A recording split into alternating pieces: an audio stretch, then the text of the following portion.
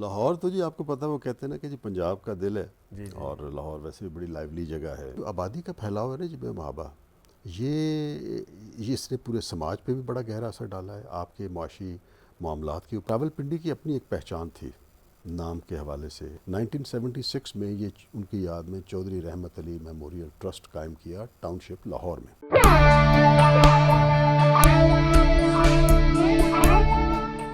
یہ radio Pakistan pod cost ہے. السلام علیکم. اکمل شہزاد گھمن آپ کی خدمت میں حاضر ہے.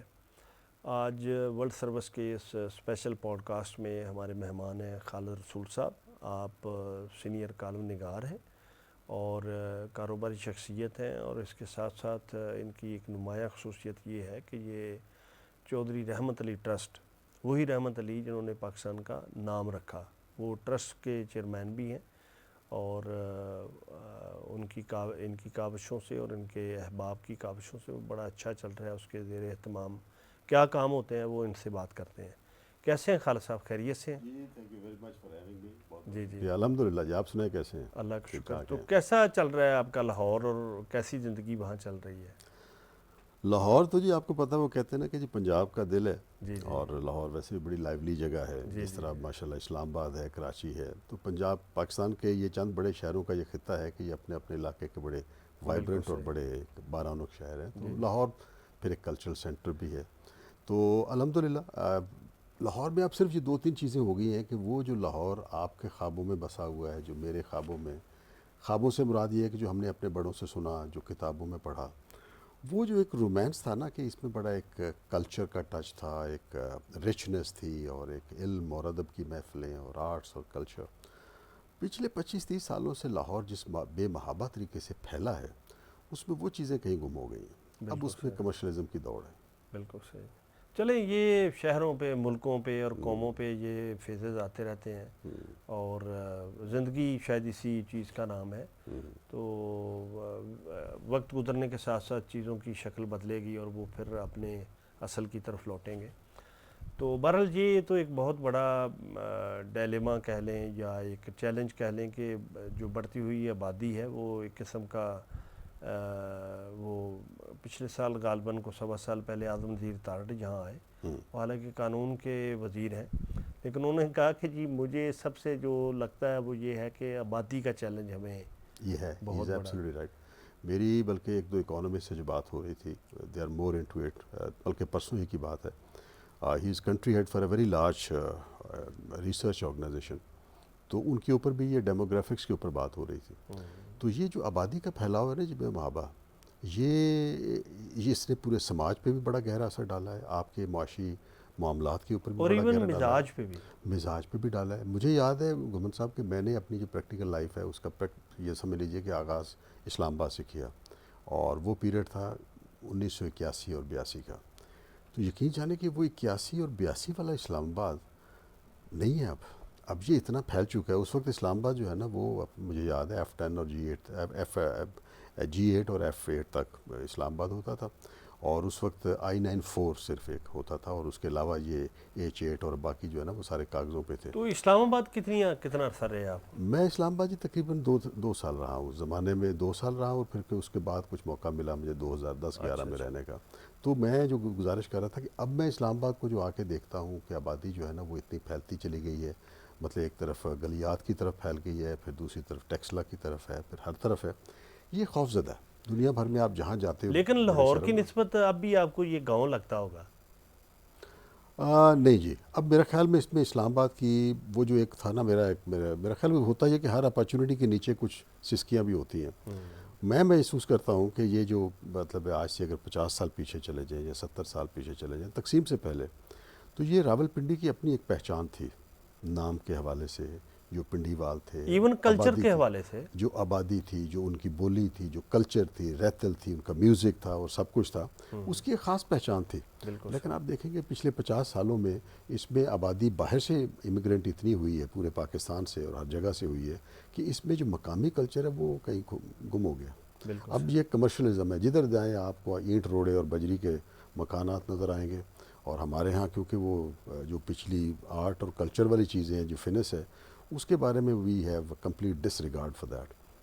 خالد صاحب تھوڑا اپنی ابتدائی زندگی کے بارے میں بتائیے گا اور فیملی کے بارے میں کہ کہاں سے تعلق ہے اور کہاں پروان چڑھے, کہاں پرائمری اسکول کیسا تھا اور پھر کس طرح زندگی کی دوڑ میں شامل ہوئے. بڑا انٹرسٹنگ ہے جی. میری جی جڑی مطلب ہے جو پیدائش ہے وہ تو ہے تحصیل شکرگڑھ ضلع نوروال سے. اچھا. میرے والدین کا, والد صاحب کا بھی اور والدہ صاحبہ کا بھی تعلق وہیں سے تھا.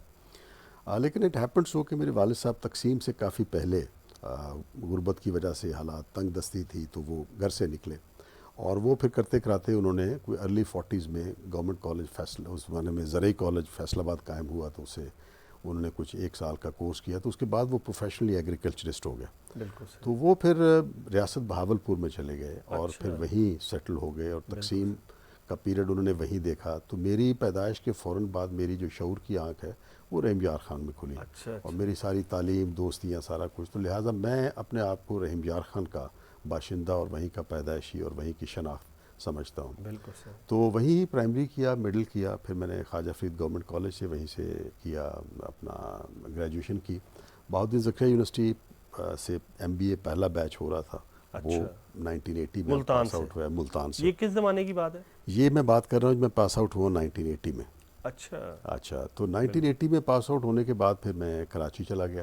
اچھا. کراچی اس زمانے میں تو MBA یعنی بڑا ایک, اس زمانے میں نوولٹی تھی یہ. ہاں یہ آپ میں بات کر رہا ہوں کہ 1980 کی. تو I think we were the 4th university in Punjab Pakistan. اس وقت پہلے کراچی تھی, اس کے بعد پھر قائد اعظم, پھر پنجاب, یعنی اس کے 20-25 سال کے بعد MBA کا فیشن ہوا. جی ہاں, پنجاب یعنی ہماری یونیورسٹی بہاؤالدین زکریا یونیورسٹی 5ویں یونیورسٹی تھی. اور پاکستان میں جو MBA ہے, اگر میں غلطی نہیں کر رہا ہوں تو IBA کراچی نے غالباً کوئی 56-57 میں شروع کیا. تو it was relatively a new thing and a in thing. تو اس کی ڈیمانڈ اس وقت کافی زیادہ تھی. تو میں پھر اکمل صاحب اس میں کوئی 10 سال میں نے کنزیومر مارکیٹنگ کی, اس میں برانڈنگ ہے, ایڈورٹائزنگ ہے. پھر میں کراچی میں بھی رہا, پھر میں لاہور شفٹ ہو گیا. کچھ برانڈس ہم نے being a marketing manager introduce کیے. پھر 1990 آنورڈ میرا سوئچ ہو گیا بائی ڈیفالٹ ٹیکسٹائل سیکٹر کی طرف. تو پھر میری اسپیشلائزیشن ٹیکسٹائل سیکٹر ہی بنتی چلی گئی. میں نے اسپننگ انڈسٹری میں کافی کام کیا, پھر اس میں ٹریولنگ میری کافی رہی, فار ایسٹ میں بھی, یورپ میں بھی, ادھر ادھر اللہ نے موقع دیا. ساتھ میں کیونکہ پڑھنے لکھنے کا شوق تھا تو وہ پھر دنیا کو آبزرو بھی کیا. اس زمانے میں وہ ایشین ٹائیگر کا اور ایشین اکانومیز کا بڑا غلغلہ تھا 90s میں, اس کو بھی دیکھا. چائنا کو ابھرتے ہوئے دیکھا, باقی قوموں کو دیکھا. تو یہ میرا سلسلہ چلتا رہا. پھر میں نے کوئی تقریباً 2007 سے آنورڈ کو 5 سال کنسلٹنگ بھی کی مختلف اداروں کے ساتھ, ساؤتھ ایشیا میں بھی, پاکستان میں بھی, جو انٹرنیشنل کافی سارے ڈونر ایجنسیز ہیں. پھر اس کے بعد 2012 میں ٹیکسٹائلز میں پھر واپسی ہو گئی. لیکن پچھلے سال میں نے ٹیکسٹائل سے فارملی ایگزٹ لیا ہے کہ یہ چودھری رحمت علی میموریل ٹرسٹ جس کی آپ ذکر کر رہے تھے, یہ بنیادی طور پہ چودھری رحمت علی مرحوم تحریک پاکستان کا ایک بہت بڑا کردار تھے. پاکستان کا نام انہوں نے تجویز کیا, نہ صرف نام تجویز کیا بلکہ اسٹوڈنٹ لائف سے ہی وہ بڑے متحرک تھے کہ یہ مسلمانوں کے حقوق اور یہ جو پرانی ہماری ایک مسلمانوں کی یہاں ایک مطلب ایک بڑا ایک کر و فر اور جاہ و جلال تھا, تو وہ اس کو ریکلیم کرنے کے لیے تو بزم شبلی انہوں نے قائم کی 1915 میں اسلامیہ کالج ریلوے روڈ پہ. اس کے بعد پھر جب وہ باہر بھی گئے تو باہر بھی بڑے متحرک رہے ہیں. انہوں نے کافی لٹریچر اس زمانے میں لکھا, مختلف خطوط اس زمانے میں ڈفرینٹ دارالعوام کو جو انڈیا کے اس کو لکھا. تو وہ بہت متحرک اس پہ اعتبار سے رہے. تو ان کے کچھ دوست اور چاہنے والوں نے 1976 میں یہ ان کی یاد میں چودھری رحمت علی میموریل ٹرسٹ قائم کیا ٹاؤن شپ لاہور میں. اس کے 2 میجر سٹریمز آف سروسز ہیں, ایک ہے ایجوکیشن اور دوسرا ہیلتھ سروس. تو ہیلتھ سروس میں 1986 میں یہ چودھری رحمت علی ہاسپٹل جو ہے وہ قائم ہوا. پہلے یہ OPD سینٹرک یہ ہاسپٹل کس جگہ ہے ہاسپٹل؟ یہ ٹاؤن شپ لاہور جی, ٹاؤن اچھا, شپ اور گرین ٹاؤن کے درمیان میں جو سیوک سینٹر ایک بیلٹ بالکل. آتی ہے جی. وہاں موجود ہے. تو 1986 میں اس OPD, پھر اس میں بعد میں چیزیں ڈائگنوسٹک ایڈ ہو گئی, پھر گائنی ایڈ ہو گئی and so on so forth. اس وقت الحمدللہ یہ فل سروس ہاسپٹل ہے ہمارا, 48 bedded hospital, Punjab health care commission سے ہم اپرووڈ ہیں. اچھا, اس کے علاوہ یہ ہے کہ ہمارے پاس ایمرجنسی بڑی وائبرنٹ ہے, OPD بڑی وائبرنٹ ہے, ڈائگنوسٹکس ہے, کنسلٹنٹس کے پینلز ہیں. اینڈ اس وقت ہمارا ڈیلی فٹ فال جو ہے وہ تقریباً 1000 پیشنٹ کے لگ بھگ جو ہے نا وہ رہتا ہے. تو ہماری پوری کوشش یہ ہوتی ہے کہ ہم کمرشلائزیشن کی دوڑ میں نہ جائیں اور یہ اپنے آپ کو ایسی پرائسنگ کریں کہ جس میں ایک عام سفید پوش آدمی بھی آ کے ایک مطلب ریلائبل اور ڈپینڈیبل ہیلتھ کیئر فیسلٹی جو ہے نا وہ اس کو حاصل کر سکے. اس ہاسپٹل میں اب پچھلے کافی عرصے سے کیونکہ ہیلتھ کیئر میں بڑی تبدیلیاں آئی ہیں, ڈیولپمنٹس بہت زیادہ ہوئی ہیں، تو ہمیں بھی ضرورت محسوس ہو رہی تھی کہ ہمیں اچھے ہاسپٹل کے ایٹ پار لانے کے لیے کافی میجر ریویمپنگ اور اس کو اپ گریڈیشن کی ضرورت ہے. تو پچھلے 1.5 سال سے ہم لگے ہوئے تھے. تو وہ الحمدللہ ہم اس وقت ہاسپٹل کا پچھلے 2 مہینے سے پروجیکٹ شروع کیا جس میں اس کی کمپلیٹ ریویمپنگ ہے، اس کی اپ گریڈیشن ہے اور کچھ اس میں ایکسپینشن جو ہے نا وہ کر رہے ہیں. سو وی آر ہوپنگ کہ by end of this year یہ ہمارا پروجیکٹ مکمل ہو کے اس میں انشاءاللہ ایک تو اس کا آؤٹ لک بہتر ہو جائے گا، سروس کوالٹی بہتر ہو جائے گی، سروس کی ڈائیورسٹی بہتر ہو جائے گی، کرٹیکل کیئر کے جو ایریاز میں اپ گریڈیشن تھی وہ انشاءاللہ ہو جائے گی. اس کے بعد ہمارے سکولز ہیں 3 جی. ہمارے Chaudhry Rahmat Ali memorial girls high school 92 میں قائم ہوا، 94 میں بوائز ہائی اسکول قائم ہوا، بعد میں کالج قائم ہوا جس کو پھر ہم نے ری پرپس کر دیا ارلی لرننگ ایئرس یا junior school as we call it. تو الحمدللہ اس میں بھی ہماری اسٹوڈنٹ فیکلٹی تو یہ کافی ہے. تینوں کدھر ہیں اسکول؟ آگے پیچھے ہیں جی. اس میں یہ جو ہمارا ہاسپٹل ہے وہ ایک سائڈ یعنی سارے ٹاؤن شپ اسی ایریا میں؟ اسی ایریا میں ہے. اور وہ ہمارا جو نیبرہڈ ہے نا جی اس میں دیکھا جائے تو لوور انکم. تو یہ سارا ڈونیشن سے چلتا ہے؟ نہیں جی، اس میں پرائمریلی ہم یہ کرتے ہیں کہ یہ کاسٹ ریکوری بیسس پہ ہم چلتے ہیں کہ ہم کمرشلی چارج نہیں کرتے، ہم کمرشلی آپریٹ نہیں کرتے.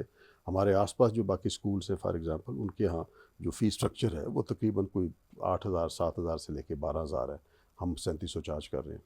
تو اس میں پروفٹ موٹیو ہرگز نہیں ہے. اچھا پھر اس 3700 میں بھی یہ ہے کہ ہمارے ہاں تقریباً 30% سے زیادہ بچے ایسے ہیں جن کو کوئی نہ کوئی ہم اسکالرشپ کسی نہ کسی صورت میں دے رہے ہوتے ہیں. تو ہمارا اچھا خاصا اماؤنٹ ان اسکالرشپ میں بھی جاتا ہے. تھوڑی بہت اس میں ڈونیشن آتی ہے، لیکن اب ہم کوشش کر رہے ہیں کہ اگر ہم ڈونیشنز کو زیادہ لے آئیں سو دیٹ کہ ہم لوگوں کو زیادہ سے زیادہ فائدہ پہنچا سکیں.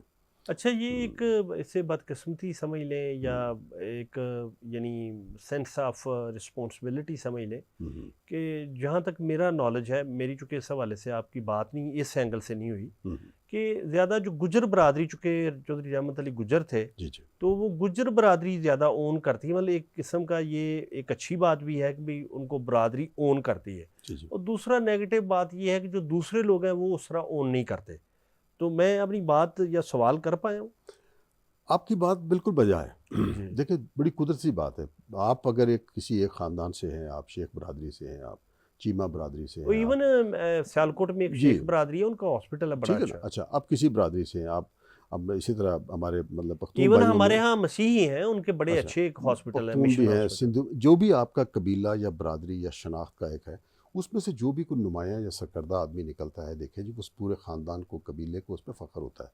علامہ اقبال ہیں، اس پہ پوری شیخ برادری کو، پورے سیالکوٹ شہر کو، پورے پنجاب کو اس پہ فخر ہے، پورے پاکستان کو فخر ہے کہ وہ مطلب ایران میں اقبال لاہوری کے نام سے جانے جاتے ہیں. تو ان کی اپنی ایک شناخت ہے. تو یہ جو ایک سرکردہ نمایاں ایون انہیں تو ہندوستان بھی اون کرتا ہے نا. بالکل کرتا ہے.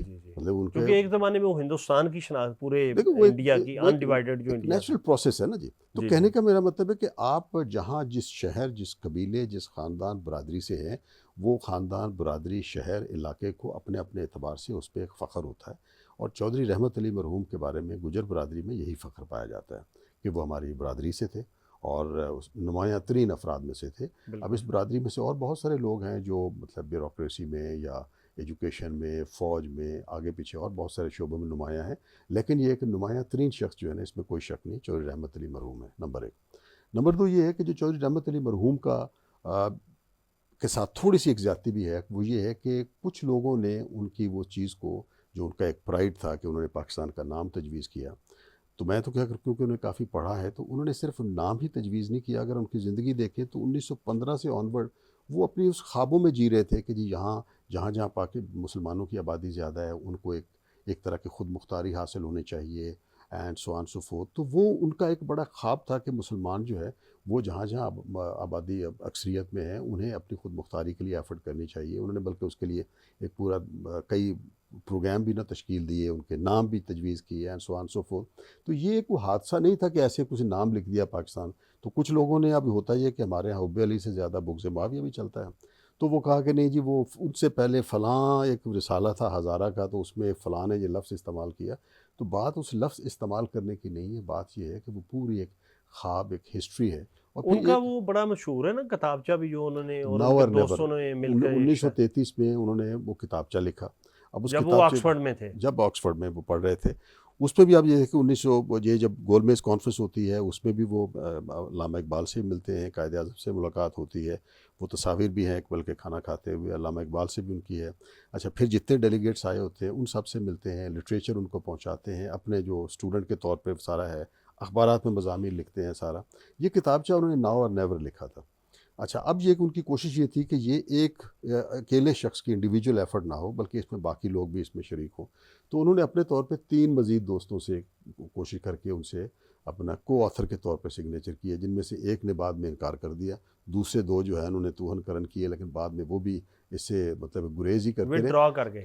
وڈرا کر کے، صرف اس لیے کہ اس وقت ہمیں آج اندازہ نہیں، لیکن آپ اپنے آپ کو لے جائیں ذرا 1930-33 کے زمانے میں کہ کالونیل پاور جس کی کہ سلطنت کے اوپر سورج غروب نہیں ہوتا تھا، اس کا قہر، اس کا ایک جھبر، کہ بڑے بڑے جو مطلب ہے کہ آپ کے زعماء بھی ہیں وہ بھی بات کرتے ہوئے بڑا سوچ سمجھ کے بات کرتے ہیں، تو اس وقت ایک ایسی بات کر دینا کہ ناؤ اور نیور کہ جی ان سے آپ جان چھڑوائیں اور اور غلامی پھر کی ان کے زنجیریں ملک میں چھڑوائیں، جا کے اور ان کے ملک میں جا کے، تو لہٰذا یہ ایک بہت بڑی بہادری اور یہ ہمت کا دوسرے کام 2 لوگ کون تھے؟ میں اس وقت مجھے نام یاد تھے لیکن اس وقت مجھے یاد نہیں ہے۔ میرے بھی اس وقت نام یاد نہیں، ان میں سے ایک تو اسلم کھٹک تھے جو بعد میں بالکل ہی ڈسٹریکٹ کر گئے، 2 اور نام تھے، جی 2 اور نام تھے، لیکن اس کے بعد پھر ایک اور ہوتا ہے کہ انہوں نے اپنے طور پہ پاکستان نیشنل موومنٹ ایک آرگنائزیشن کی بنیاد رکھی، جو کہ بعد میں اس کو وہ مینیج کرتے رہے، اس کا چیپٹر جو ہے نا وہ اس وقت جو یونائٹڈ انڈیا تھا اس میں بھی تھا۔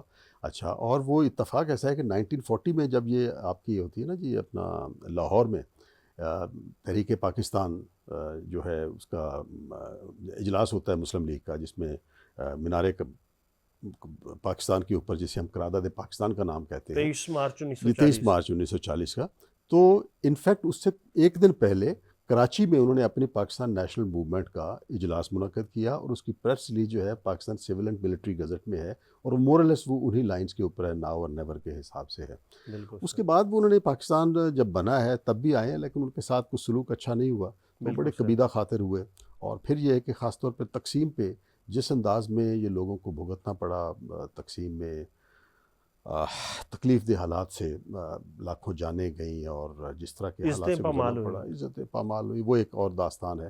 اس پہ بڑا قبیدہ خاطر تھے، اس پہ ان کے کافی زیادہ تحفظات تھے، انہوں نے پھر کھل کے تنقید بھی اس پہ کی، تو وہ پھر کچھ لوگوں نے ان کی اس تنقید کو بہت زیادہ دل پہ تو نہیں لے لگا، اتنا بڑھا چڑھا کے بیان کیا کہ ایز ایف، تو ان کا جو ایک بہت بڑا رول اور کنٹریبیوشن تھا اس کو اس پہ انہوں نے گرد ڈالنے کی کوشش کی، لیکن آل سیڈ اینڈ ڈن ہسٹری کا اپنا ایک دیکھیں جی کورس آف ایکشن ہے، تو آج چودھری رحمت علی کا نام تاریخ میں بہرحال جگمگا رہا ہے، تو وہ ان کے اسی کارناموں کی وجہ سے ہے، تو لہٰذا وہ صرف گجر برادری نہیں بلکہ وہ ہمارے نیشنل ہیرو ہیں۔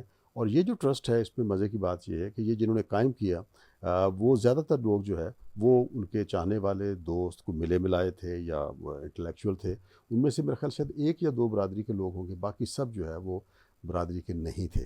اس کے بعد یہ ہے کہ ہمارے جتنے بھی یہ لیڈنگ رہے ہیں لوگ، اس میں زیادہ تر لوگ جو ہیں وہ برادری کا ان کا کوئی تعلق نہیں تھا، جیسے پاکستان کے چیف جسٹس انوار الحق ہیں، وہ کافی دیر ہمارے جو ہے نا وہ پریزیڈنٹ رہے، جسٹس عامر رضا خان صاحب جو ہے وہ رہے، جسٹس سی اے رحمان صاحب جو ہے نا وہ رہے، اچھا ان سے پہلے اسی طرح اور شخصیات رہی، پرنسپل بڑے مشہور ہیں ڈاکٹر امیر الدین صاحب رہے، جسٹس صدیق صاحب ہمارے پہلے پریزیڈنٹ تھے۔ تو یہ میرا مطلب کہنے کا کہ یہ بنیادی طور پہ اس کا گجر برادری کی کوئی اس پہ چھاپ نہیں ہے، اور یہ ایک نیشنل ایسیٹس ہے۔ میں ویسے گجر ہوں، لیکن میری اپنی ذاتی کوشش یہ ہے کہ جتنے بھی نیشنل ہیروز ہوتے ہیں وہ ایک قومی اثاثہ ہوتا ہے، اس کے اوپر برادری کی چھاپ، برادری کے نہیں ہوتے، اس کی برادری کی چھاپ ایک فخر ضرور ہے، لیکن یہ ہے کہ جہاں تک ان کا ایک رول اور کردار ہے اس کو اسی نیشنل کانٹیکسٹ میں لینا چاہیے۔ بالکل صحیح۔ اچھا یہ ذرا بتائیے گا کہ چونکہ آپ نے کافی چودھری رحمت علی کے بارے میں پڑھا ہے، اور ظاہر ہے ہم بھی جانتے ہیں ان کے بارے میں جتنا کتابوں میں اویلیبل ہے،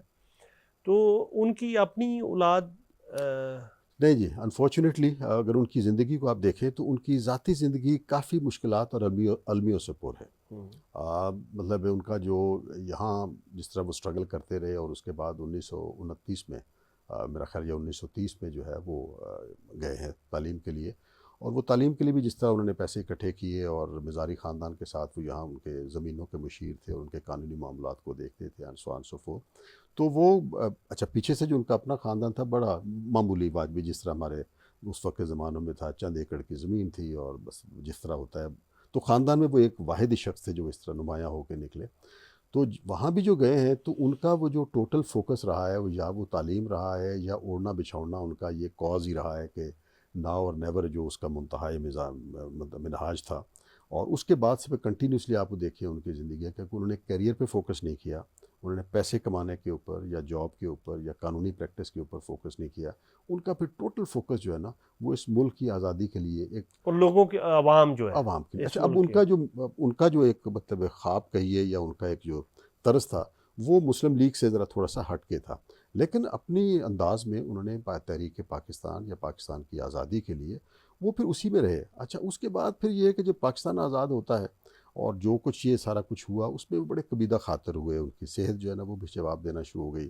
اچھا پھر یہ کہ پاکستان وہ آئے اور جن حالات میں انہیں پھر یہاں سے واپس جانا پڑا تو اس سے ان کا دل پھر ٹوٹ گیا اور مالی آسودگی انہیں حاصل نہیں تھی. اچھا اس کا نتیجہ یہ ہوا کہ جب ان کا آخری وقت آیا بیماری جب انہیں ہوئی تو اس میں پھر یہ کہ کافی مصائب رہے. وہ بلکہ تکلیف دہ چیپٹر ہے کہ جب ان کی ڈیتھ ہو جاتی ہے تو ان کی لینڈ لیڈی نے پھر فون کیا ایمبیسی کو بھی اور جو کمیونٹی کو, تو ان کی پھر جو اپنا میت ہے وہ کچھ دیر جو ہے وہ سرد خانے میں رکھوائی گئی. تجہیز و تکفین کا بندوبست جو ہے وہ چند لوگوں کے تعاون سے جو ہے وہ کیا گیا. وہ ایک پہلو جو آخری ہے وہ بہت المناک اور تکلیف دہ ہے. تو اس میں انہوں نے شادی نہیں کی اور وہ ٹوٹل فوکس کہیے کہ وہ فنا فی اللہ تحریک پاکستان کے لیے ان کا اپنا رہا. پاکستان نیشنل موومنٹ ان کی آرگنائزیشن تھی, لکھنے پڑھنے کا تھا, اور ان کے لٹریچر کو اگر آپ پڑھیں تو وہ جذبہ آپ کو نظر آتا ہے 1915 سے لے کے آن. مجھے تو جو ایک شخصیت یعنی آپ ہوتا ہے نا ریزیمبل کرتے ہیں آپ کہ آپ ایک شخصیت آپ کے سامنے آتی ہے تو آپ وہ ان کو یعنی کیٹیگرائز کرتے ہیں کہ یہ بندہ بھی ایسا تھا, یہ بھی تھا, یعنی اس ٹائپ کا. تو مجھے تو وہ بھگت سنگھ ٹائپ لگتے ہیں جو ان کا جذبے کے تو. دیکھیں بات یہ ہوتی ہے اپنا گمن صاحب, جب ایک واقعہ ہو جاتا ہے نا تاریخ میں, وہ کہتے ہیں نا کہ success has many fathers failures has none. تو جب ایک واقعہ ہو جاتا ہے نا تو اس میں کریڈٹ لینے والے بڑے ہوتے ہیں. اچھا پھر وہ اسٹریٹجی بھی نظر آتی ہے, پھر آپ کو نظر بھی آتا ہے کہ کون کون سے سرکردہ لوگ تھے جن کی وجہ سے ہوا ہے. لیکن دیکھا جائے تو جو اس طرح کی بڑی مہمات ہوتی ہے نا ان کو ڈیولپ ہونے میں بڑا ٹائم لگتا ہے, کئی دہائیاں لگتی ہیں, اور ان میں بڑے لوگوں کا رول ہوتا ہے.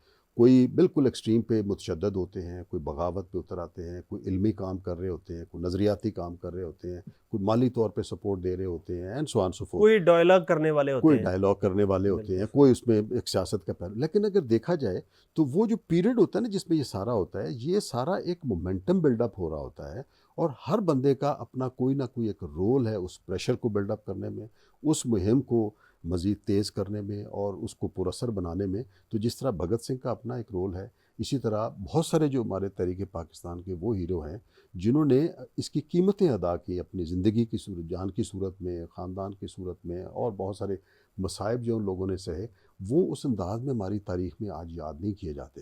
پھر ایک اور بھی ہمارے ہاں مسئلہ ہے کہ ہم نے سم ہاؤ جو تحریک پاکستان ہے یا آزادی کی تحریک ہے اس میں صرف اور صرف مسلمز کو اون کیا ہے, ٹھیک ہے نا. اس میں بھی پھر ہم فردر آگے چلے گئے کہ وہ مسلمز جو پاکستان میں یا جو ہمیں پسند ہے, ٹھیک ہے نا, جو مشرقی پاکستان اور مغربی پاکستان, تو جو اس میں ہمارے دوسرے زومات تھے جو رہے تو اسی تحریک پاکستان کا حصہ, ان کا ایک انداز فرق تھا. وہ مسلم لیگ میں نہیں تھے, وہ دوسری جماعتوں میں تھے, یا کچھ مسلم لیگ میں تھے لیکن ایک سے یعنی باوجود آزادی کے انڈیا میں رہنا شروع کیا. آزادی میں جو ان کا کردار تھا, Exactly. آزادی تو حاصل ہم کرنے نے کے لیے. یہ بھی زیادتی کی کہ ہم نے جو تاریخ ہے اس کو اتنا سلیکٹیو کر دیا چند شخصیات کے ارد گرد کہ ان لوگوں کا جو ایک ڈیو کردار ہونا چاہیے تھا وہ بھی نہیں کیا. تو going back to your thing کہ جو آپ بھگت سنگھ کا کردار کی بات کر رہے ہیں یا اور بہت سارے, تو ہماری جو تحریک آزادی ہے جو انگلستان سے آزادی کی تحریک تھی, وہ ہندوؤں کی بھی اسی طرح اس میں ایفرٹس ہیں, اس میں کرسچنس کی ہیں, اس میں مسلمانوں کی ہیں, اس کے علاوہ جو اور باقی ایتھنک اور ریلیجیس پرسنالٹیز کی ہیں, اور ان سب کا رول ایکسیپٹ کیا جانا چاہیے اور ہائی لائٹ کیا جانا چاہیے. وہ مجھے دو باتیں یاد آ گئیں جو آپ نے کرسچنس کی بات کی, تو وہ ایک تو S P Singha Punjab assembly کے وہ اسپیکر تھے, اور دو ووٹ اور تھے جو کاسٹنگ ووٹ بنے پاکستان کے حق میں جو قرارداد پاس ہوئی. اگر وہ نہ ہوتی تو شاید سچویشن وہ نہ ہوتی جو آج ہے, بالکل یا ایسے, پاکستان بنا. بالکل ایسے. اور دوسری بات یہ ہے کہ یہ ہمارے آرکائیوز میں محفوظ ہے, سر ظفر اللہ خان کا جو پاکستان کے پہلے وزیر خارجہ تھے, ان کا انٹرویو جو نامور قانون دان اجاز بٹالوی صاحب کا کیا ہوا ہے, تو اس میں وہ کہتے ہیں کہ 3 تحصیلیں نکودر اور 2 اور فیروز پور اور کچھ اس طرح کی تحصیلیں، کہ وہ ان میں ہندوؤں اور سکھوں اور مسلمانوں کی ان کی آبادی برابر ہو گئی. تو پھر اس میں جو ڈیسائیڈنگ فیکٹر تھا وہ کرسچنس ہے. مطلب یہ بھی ایک بہت بڑا بڑی آپ نے دیکھیں انٹرسٹنگ بات ہائی لائٹ جی کی. ایسا فیکٹ ہے کہ ہم عمومی طور پہ جس طرح یہ ہمارا تھوڑا ایک ڈیلیما ہے کہ ہم نے تاریخ کو اس کے پورے پرسپیکٹیو میں اور پورے تناظر میں، لیکن یہ کہ میرا یہ ذاتی طور پہ ماننا ہے کہ قوموں کی زندگی میں چند دہائیاں یا چند 100 سال بھی بعض اوقات کوئی معنی نہیں رکھتے. وہ ایک وقت آتا ہے کہ چیزیں پھر اپنے اصل میں اور اپنی اصل شکل میں سامنے آتی ہیں. بالکل بجا.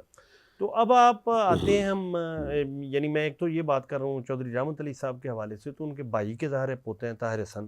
جی ان کے جو فیملی کا ہے تھوڑا بہت جو ہم ٹریس کر پائے، ان کی فیملی کے پھر آگے جو لوگ ہیں ان کے بھائی ہیں، ان کی بہنیں ہیں، ان کی پھر آگے اولادیں ہیں، وہ سیٹل ہیں. کچھ میرا خیال آپ کے ریڈیو پاکستان سے بھی ان کا نہیں، ایک وہ ایک تعلق ہے. طاہر حسن بیوروکریٹ ہیں جو ہمارے پچھلے ڈی جی تھے، اور یہ جو اس وقت پوڈ کاسٹ اسٹوڈیو ہے یہ بھی ان کا بنایا ہوا ہے. ہاں بالکل. سعید احمد شیخ جو ابھی ہمارے ڈی جی ہیں وہ ان کے بعد آئے. اچھا اچھا. تو وہ یعنی ایک بڑے، وہ بھی ان میں پتہ چلتا تھا کہ یہ چودھری رحمت علی سے ان کا کوئی رشتہ ہے.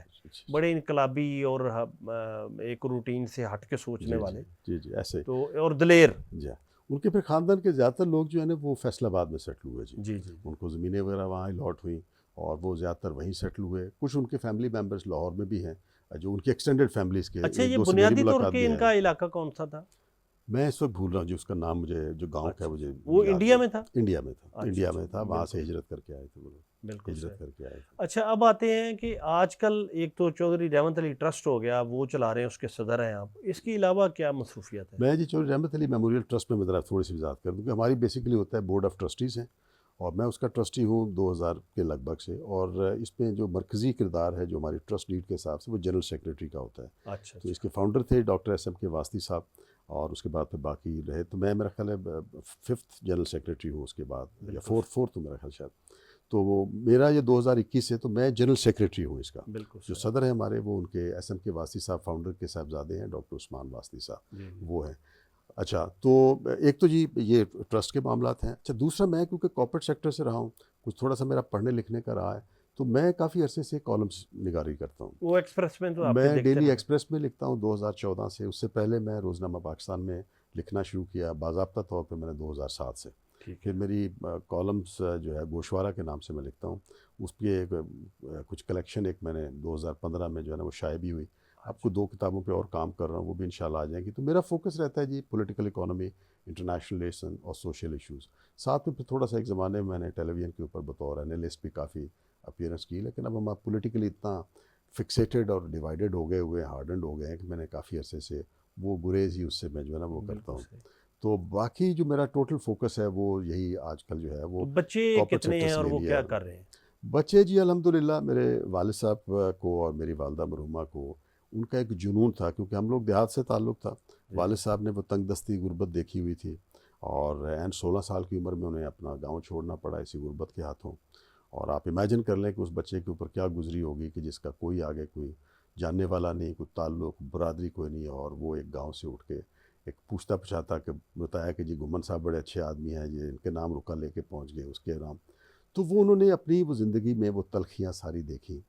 ان ساری تلخیوں کے نتیجے میں ان کے ذہن میں ایک چیز بیٹھ گئی کہ تعلیم ایک واحد چیز ہے جو آپ کو غربت اور تنگ دستی سے بھی جان چھڑواتی ہے، اور دوسرے یہ ہے کہ اگر آپ ایک اچھی زندگی گزارنا چاہتے ہیں، ایک بہتر انسان بننا چاہتے ہیں، اچھے لوگوں کی کمپنی چاہتے ہیں، تو یہ تعلیم آپ کو ممتاز کرتی ہے. تو ان کے ذہن میں یہ جنون تھا کہ کچھ ہو جائے، میں نے اپنے تینوں بچوں کو یونیورسٹی پہنچانا ہے. تو آپ یہ دیکھیں کہ رحیم یار خان کے ایک دور افتادہ گاؤں میں رہتے ہوئے تو میری والدہ مرحومہ نے اور میرے والد صاحب نے بہت قربانیاں دی اور اپنی زندگی میں سیکریفائسز بے تحاشا دے کے.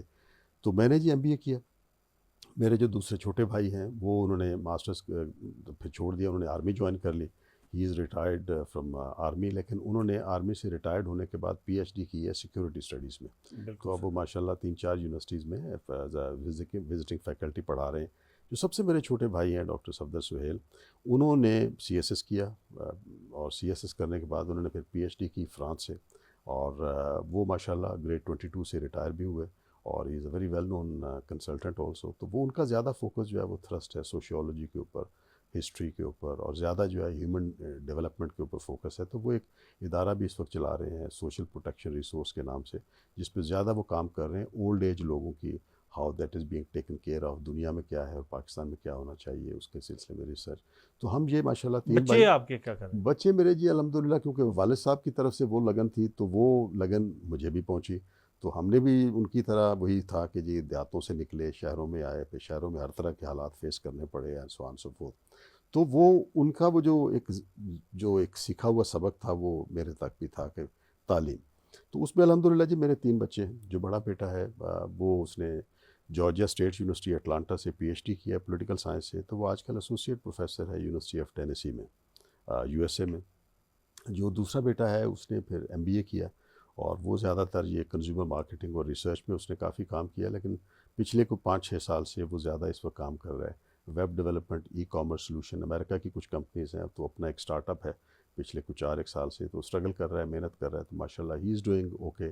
بیٹی جو ہے she did M B A from LUMS, اور اس نے بھی اس کا مارکیٹنگ کا تھا, لیکن اب پچھلے کو 5-6 سال سے وہ بھی اس کا فوکس زیادہ ہو گیا ہے ایسی آئی ٹی کی طرف ہو گیا ہوا. تو وہ بھی اسی طرح بھائیوں کے بچے جو ہیں وہ بھی اپنی اپنی جگہ پہ پروفیشنلز میں ہیں. بالکل صحیح. تو اللہ کا کرم ہے, کوشش یہی کی کہ جو والد صاحب نے اور تو والدہ آپ نے دیا بیسیکلی لائف کے لیئر فیز میں ہیں.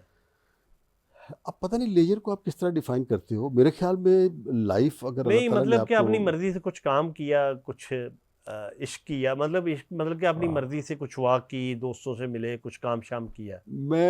میرا خیال وہ نہیں کر پایا زیادہ. وہ اس واسطے کہ میں طبعاً تھوڑا سا نا سست مزاج ہوں, جی جی. کاہل ہوں, سست مزاج ہوں. تو فار ایگزامپل مجھے اگر رات کو 11:30 بجے پڑھتے ہوئے ایک لنک مل گیا کہ اچھا ایک فلاں ڈاکٹر پروفیسر ہے, اس کا کوئی ٹاک ہے, تو وہ سننا شروع کر دی, یا اس کا کوئی آرٹیکل ہے وہ پڑھنا شروع کر دیا. اچھا وہ اتنا دلچسپ لگا, اس میں 2 ریفرنس اور مل گئے.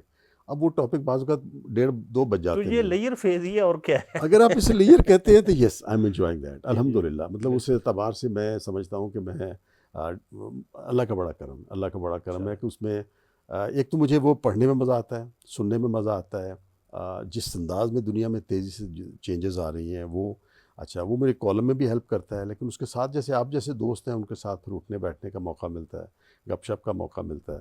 تو اللہ کا کرم یہ کہ واک شوق وہ جو میرے حالات ہیں اس پہ میں سستی کی وجہ سے زیادہ نہیں کرتا ہوں. بٹ باقی الحمدللہ I have a small library.